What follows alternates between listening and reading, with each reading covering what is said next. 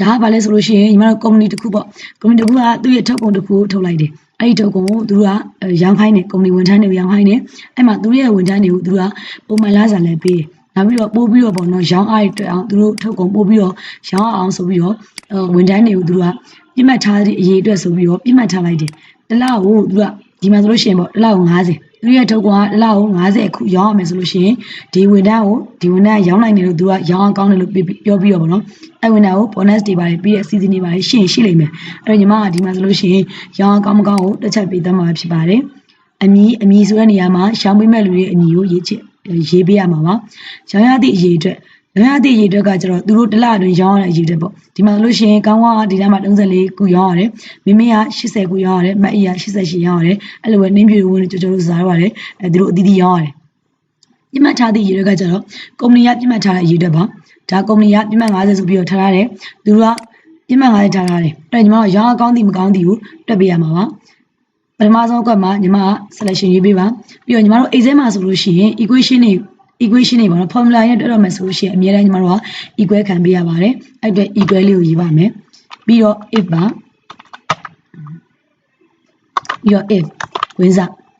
နောက်စဉ်းစားကြည့်မယ်ပေါ့ရောင်းရသည့်အရေးအတွက်ကပြစ်မှတ်ထားသည့်အရေးအတွက်နဲ့ညီမယ်ပြစ်မှတ်ထားတဲ့အရေးအတွက်နဲ့ကြီးမယ်ဆိုလို့ရှိရင်ညီမတို့ရောင်းကောင်းတယ်လို့သတ်မှတ်လို့ရပါတယ်အဲ့အတွက်ရောင်းရသည့်အရေးအတွက်ကို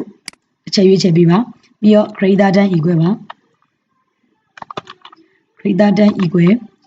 မတို့က greater than equal ပါလေပြစ်မှတ်ထားသည့်အရေးအတွက်ပြီးတော့ comma လေးကိုခံပါညတောင်ဖွင့်လေးဖွင့်ပါ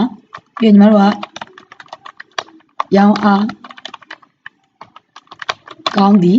ညတောင်ပိတ်ပါ comma လေးခံပါညတောင်ဖွင့်ပါညတောင်ဖွင့်ပါမကောင်းပါလေးပါမဟုတ်လို့ရှိရင်တော့သူကမကောင်းဘူးပေါ့နော်အဲ့လိုမျိုးသဘောတရောက်ပါတယ်ညတောင်လေးပြန်ပိတ်ပါပြီးလို့ရှိရင် green bag လေးနဲ့ပိတ်လိုက်ပါ enter လေးခေါက်လိုက်ပါဒါကမကောင်းပါဒီမှာတစ်ချက်ပြန်ကြည့်မယ်ပေါ့နော်ကောင်းကသူပြစ်မှတ်ထားတဲ့ရေတွက်က90ကောင်းရောင်းတာ34အဲ့ဒါသူရောင်းအောင်မကောင်းဘူးလိုမျိုးထလာဖြစ်ပါတယ်အဲ့ညီမတို့ကဒီမှာလို့ရှိရင်မင်းတို့မအီနင်းဖြူတို့သိကျင်နေဆိုလို့ရှိရင်သူ့ကိုကစားချပါသူက C2 greater than equal D2 အဲ့ဒါ C3 greater than equal D3 C4 greater than equal D4 ဆိုတော့ညီမတို့ကအေးစဲအသာချက်ရဒီပေါင်းစပ်လေးနဲ့ညီမတို့ဆွဲချက်လိုက်လို့ရပါပြီဒီမှာဆိုလို့ရှိရင်ကောင်းရောင်းအားကောင်းတယ်မိမိကောင်းရောင်းအားမကောင်းဘူးမိမိကရောင်းအားကောင်းတယ်မက်ကြီးကရောင်းအားကောင်းတယ်နင်းဖြူကမကောင်းဘူးဝင်ကောင်းတယ်ကြော်ကောင်းတယ်စားကောင်းတယ်အဲ့လိုမျိုးလေးညီမတို့ကတခါလေးထွက်လာမှာဖြစ်ပါတယ်အားလုံးပဲအစီအမြေလေးမျိုးလို့ယုံကြည်ပါတယ်အစီအမြေကြပါလိမ့်ရှင်